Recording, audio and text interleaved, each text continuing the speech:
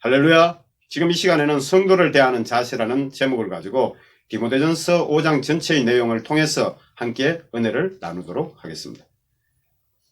먼저 제가 간략하게 1절부터 4절 내용을 봉독하겠습니다. 늙은이를 꾸짖지 말고 건하되 아버지에게 하듯하며 젊은이에게는 형제에게 하듯하고 늙은 여자에게는 어머니에게 하듯하며 젊은 여자에게는 온전히 깨끗함으로 자매에게 하듯하라. 창가부인 가부를 존대하라. 만일 어떤 가부에게 자녀나 손자들이 있거든 그들로 먼저 자기 집에서 효를 행하며 부모에게 보답하기를 배우게 하라. 이것이 하나님 앞에서 받으실 만한 것이니라. 아멘. 오늘 바울 사도가 이렇게 디모데에게 전하는 그러한 내용은 교회 안에서 공경과 효에 대한 가르침을 가르칠 것을 전하고 있는 것입니다. 그래서 디모데 자신도 각 성도들에게 어떻게 대해야 할 태도를 그렇게 분명히 알려주고 있는데, 먼저 늙은 남자에게는 꾸짖지 말고 아버지께 대하듯 하라. 이것은 무언가 질책할 것이 있을지라도 공손하고 온유한 태도로 근면할 것을 가르치고 있는 것입니다. 그리고 두 번째, 늙은 여자에게는 어머니에게 대하듯 하라. 그리고 셋째, 젊은 남자에게는 형제에게 대하듯 하고, 네 번째, 젊은 여자에게는 온전히 깨끗함으로 자매에게 대하듯 하라. 이것은 흑심을 품지 말고 순수한 예수 그리스도의 사랑으로 친자매에게 대하듯이 그렇게 대하라는 것입니다. 그리고 다섯 번째, 참가부는 존대하라. 그리고 여섯 번째, 참가부의 자녀들에게는 집에서 효를 행하며 부모에게 보답하기를 배우게 할 것을 가르치라는 것입니다. 이러한 것이 하나님 앞에 받으실 만한 것이라고 바울 사도는 1절에서 4절 내용에서 전하고 있습니다. 당시에는 남편과 사별한 여인들이 많았고 일부 다처제의 성행으로 인해서 남편에게 버려져 혼자 된 여인들도 많았다고 합니다. 당시 교회는 이들을 돕는데 적극적으로 참여를 했는데 사도행전 6장 1절을 보면은 그 내용이 나와 있습니다. 사도행전 6장 1절에 그때의 제자가 더 많아졌는데 헬라파 유대인들이 자기의 가부들이 매일의 구제에 빠짐으로 히브리파 사람들을 원망하니, 이것을 통해 보더라도 그 당시는 가부들이 많았다는 것을 알 수가 있습니다. 성경에서는 이뿐만 아니라 가부를 보살펴 줄 것을 여러 곳에서 언급하고 있습니다. 이는 구약에서부터 하나님의 가르침의 그 말씀으로 쭉 내려온 그러한 내용입니다. 그래서 신명기 10장 18절, 24장 17절, 그리고 시편이나 이런 데에 충분히 기록되어 있는데, 특별히 하나님은 그들의 보호자가 되신다고 말씀하십니다. 두 번째, 참가부와 젊은 가부에 대해서는 먼저 5절 6절의 내용을 보면은 참가부는 외로운 자로서 하나님께 소망을 두고 항상 간구와 기도로 하나님께 구하는 그러한 자라는 것입니다. 그렇지만은 향락을 즐거워하는 자는 육신은 살아있으나 영혼은 죽어있다는 것을 바울 사도가 디모데에게 깨우치고 있으면서 참가부는 외로운 자로서 돌봐줄 수 없는 그러한 사람을 가리키고 있습니다. 그리고 향락을 즐거워하는 자의 의미는 이 헬라어로 볼 때는 방탕하게 살다, 그러한 뜻인데, 당시에는 사회 전체가 물질적으로 풍요롭지 못하였으므로 고용의 기회도 거의 없을 때이고, 이러함으로 많은 가부들이 매춘 등의 부도덕한 방법으로 생계를 유지했다고 전하고 있습니다. 그래서 당시 생활이 궁핍했던 가부들이 매춘의 유혹을 받고 있었음을 염두에 두고 바울 사도가 이렇게 기록한 것으로 우리가 볼 수 있는데, 7절 8절에서는 성도들에게 명하여 책망받을 것이 없게 가르칠 것을 바울 사도가 지침을 내리고 있는데, 가족 돌봄에 대한 가르침입니다. 그래서 누구든지 자기 친족, 특히 자기 가족을 돌보지 아니하면 믿음을 배반한 자요 불신자보다 더 악한 자라고 바울 사도는 전하면서, 이는 3장에서 하나님 나라의 일꾼을 세울 때도 먼저 가정에 충실한 자라야 될 것을 바울 사도는 디모데에게 지침을 내린 것 같이, 이 믿음이 있다는 자들이 가정에 충실하지 못하다는 것은 하나님 뜻에 부합하지 않다는 것을 알려주고 있는 그러한 내용입니다.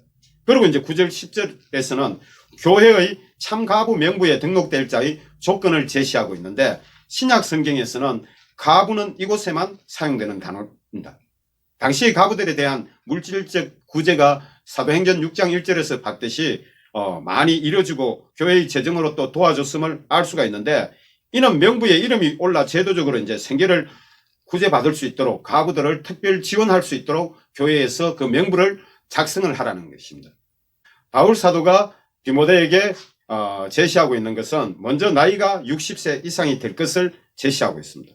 그리고 이제 두 번째, 한 남편의 아내였던 자로서 선한 행실의 증거 혹은 자녀를 양육하거나 나그네를 대접을 잘하고 또 성도들의 발을 씻기며 이는 섬김을 잘하는 것을 가리키고 있고 또 모든 선한 일을 행하는 자라야 되는 그 조건을 제시하고 있는 것입니다. 이것은 그 교회 안에서 재정의 한계가 있기 때문에 특별히 이제 이 명부를 통해서 구제받아야 할 자들에게 지원을 해주고자 하는 그러한 때문에 이제 그러한 것 때문에 명부를 작성하라고 바울 사도가 디모데에게 지침을 내려주고 있는 것입니다. 그리고 11절에서 13절의 내용을 보면은 젊은 가부의 단점과 그에 대한 가르침을 전하고 있는데 먼저 정욕으로 그리스도를 배반할 때에 시집가고자 함이니 처음 믿음을 저버렸으므로 정죄를 받느니라. 이러한 것은 바울 사도가 많이 봐왔기 때문에 이렇게 젊은 가부들은 이러한 습성을 가지고 있다 이렇게 가르치고 있습니다. 그리고 둘째, 신앙의 게으름을 익혀 육신에 이끌려 집집으로 돌아다니면서 그리고 세 번째, 쓸데없는 말을 하며 일을 만들며 마땅히 아니할 말을 전파한다는 것입니다. 이러한 것이 젊은 가부들의 보편적인 특징이니까 참고로 알고 있으라고 바울 사도는 디모데에게 전하고 있는 내용입니다. 그리고 14절에서는 권면을 하고 있는데 젊은 가부는 시집가서 아이를 낳고 집을 다스리고 대적에게 비방할 기회를 조금도 주지 말 것을 원하노라. 이렇게 이제 가르치라는 것입니다. 이전에는 바울 사도가 고린도전서의 그 내용을 보면은 고린도전서 7장 25절에서 29절 내용에서 결혼을 금하지는 않았지만은 주님의 명령은 아니지만은 자신의 의견으로서 그냥 지내는 것이 좋다고 이렇게 지냈습니다. 고린도전서 7장 26절의 그 내용이 그렇게 나와 있는데 지금의 그 실정과 그때의 그 실정과는 바울 사도의 그 제시하는 내용이 다른 것입니다.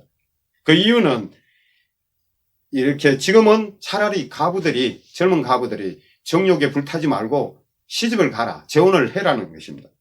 데살로니가 전후서를 쓸 51년경에는 그때는 이제 바울 사도가 종말에 대한 계시를 받았기 때문에 구약에서 종말 때 환난 때는 부녀자와 아이들이 많은 고통을 받는 것을 알기 때문에 차라리 임박한 환난에서는 혼자 지내는 것이 낫다고 이래 했지만은 그러나 이제 시간이 지나면서 종말이 아직 가까이 오지 않았다는 것을 깨닫게 되자 이제 차라리 재혼하는 것이 낫다고 젊은 가부들에게 가르치고 있는 것입니다.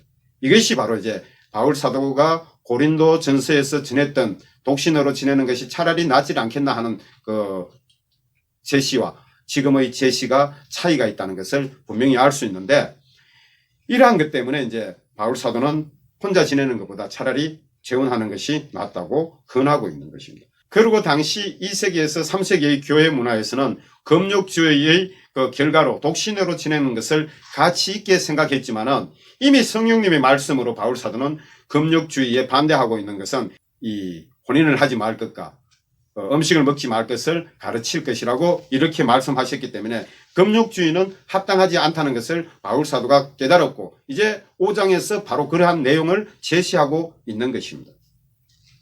그리고 15절 보면은 이미 사탄에게 돌아간 자들도 있도다. 이미 예수 그리스도에 대한 믿음을 저버리고 육신에 이끌려 재혼함으로써 그 믿음을 다 팽개치고 남편을 따라 가버리는 세상을 향해 가버리는 사람들이 있었다는 것입니다. 그리고 16절에는 만일 믿는 여자에게 가부 친척이 있거든 자기가 도와주고 교회가 짐지지 않게 하라. 이는 참가부를 도와주게 하려 함이라. 이것은 교회 재정에 한계가 있기 때문에 믿음의 그 친척들 중에 가부가 있다면은 그들을 직접 도와주고 교회에 그 짐을 떼맡기지 말라고 이렇게 하고 있습니다. 세 번째로 장로들에 대한 공경. 17절에서 18절 내용을 보면은 잘 다스리는 장로들은 배나 존경할 자로 알되 말씀과 가르침에 수고하는 이들에게는 더욱 그리할 것이니라. 성경에 일렀으되 곡식을 밟아떼는 소의 입에 망을 씌우지 말라 하였고 또 일꾼이 그 싹을 받는 것은 마땅하니라 하였느니라. 이 구절에서 장로는 목회자를 가리킵니다. 그래서 헬라의 그 의미는 교회의 감독과 장로는 거의 같은 내용으로 쓰이고 있는데, 디도서 1장 7절에 나오는 이 감독과 이 장로는 같은 뜻입니다. 그래서 목회자들이 그 교회 일을 해 나가는데 사례비를 받는 것은 마땅하다고 가르치는 그러한 내용입니다.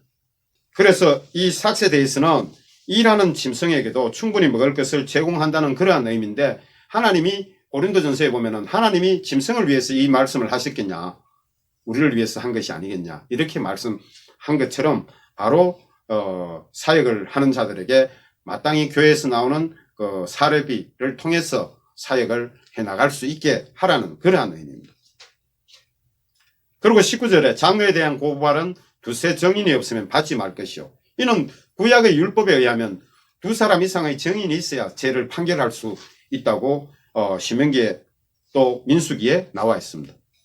이와 같은 규정은 초대교회에서도 그대로 적용이 되었는데 고린도후서 13장 1절에 나와 있습니다.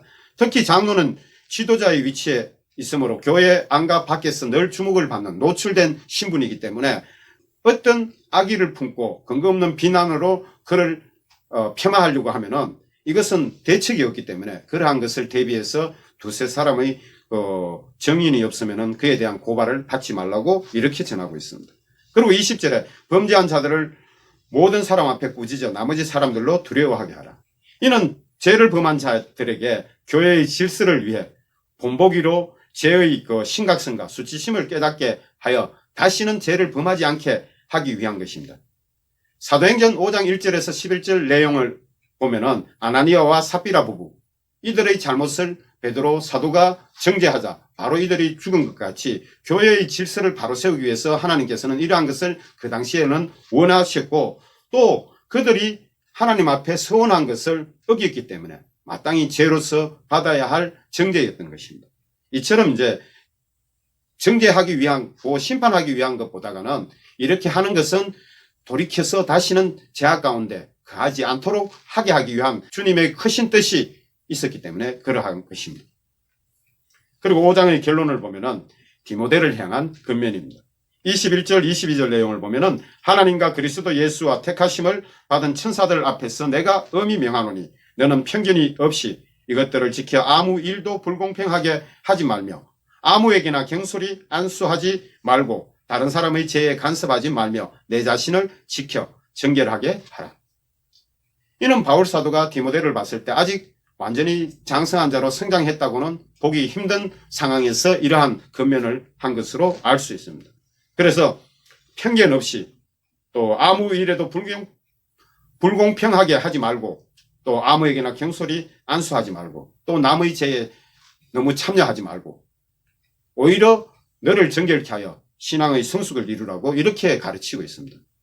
그리고 중요한 것이 하나 있는데, 하나님과 그리스도 예수와 택하심을 받은 천사들 앞에서, 여기서 바울 사도는 그 성도들을 천사들로 표현했습니다. 이는 요한계시록 1장에 보면은 교회의 사자들에게 편지하라 이럴 때 그 사자들이 천사들로 표현되어 있습니다. 원어에서는.